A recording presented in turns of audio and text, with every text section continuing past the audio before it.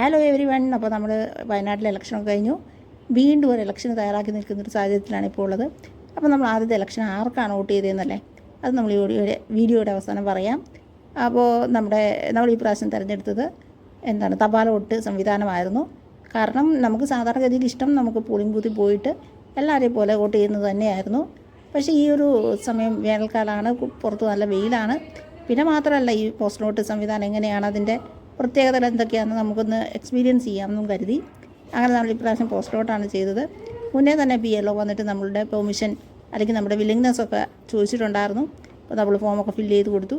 പിന്നെ ഒരു കൂട്ടം ആളുകളാണ് നമ്മുടെ വീട്ടിൽ വന്നിട്ട് വോട്ട് ചെയ്യാനായിട്ട് വീട്ടിൽ വന്നത്. പോലീസ്, BLO അടക്കമുള്ള ഒരുപാട് ഉദ്യോഗസ്ഥർ നമ്മുടെ വീട്ടിൽ വന്നു.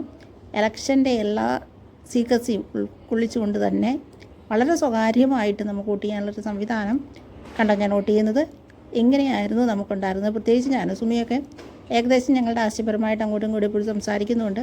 ആർക്കാണ് വോട്ട് ചെയ്യാൻ സാധ്യതയെന്ന് ഞങ്ങൾക്ക് ഏകദേശമൊക്കെ അറിയാമെങ്കിൽ പോലും സുമീനെ പോലും മാറ്റിയിരുത്തിയിട്ടാണ് എനിക്ക് വോട്ട് ചെയ്യാൻ തന്നത്. അതുപോലെ തന്നെ എന്നെ മാറ്റി ദൂരത്തിരുത്തി തന്നെയാണ് സുമിക്ക് വോട്ട് ചെയ്യാനുള്ളൊരു സ്പേസ് അവർ കൊടുത്തിട്ടുണ്ടായിരുന്നത്.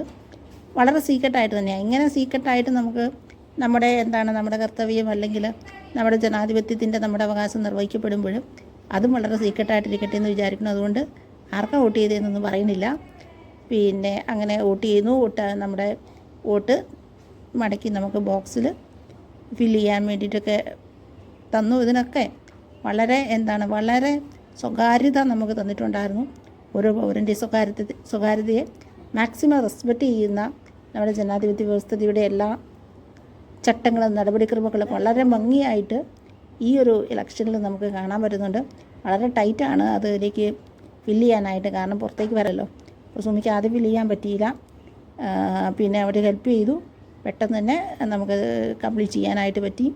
ഇതാണ് അവർ വന്ന വണ്ടി. അപ്പോൾ അവർ വളരെ സ്വകാര്യതയോട് കൂടിയിട്ട് തന്നെ വളരെ ഭംഗിയായിട്ട് തന്നെ നമ്മൾ വോട്ട് നമ്മുടെ ബാലറ്റ് ഇട്ട ബോക്സൊക്കെ ആയിട്ട് അവർ തിരിച്ചു പോവുകയാണ്, നമ്മുടെ വോട്ടുമൊക്കെ ആയിട്ട്. അപ്പോൾ ഇതാണ് നമ്മുടെ വോട്ടിൻ്റെ വിശേഷങ്ങൾ. കുറച്ച് വൈകിപ്പോയി നമ്മൾ ഷെയർ ചെയ്യാനായിട്ട്. അപ്പോൾ വീണ്ടും ഒരു ഇലക്ഷൻ വരുന്ന സാഹചര്യത്തിൽ ഇപ്പോൾ തന്നെ അങ്ങോട്ട് ഷെയർ ചെയ്യാമെന്ന് വിചാരിക്കുന്നു. Take care.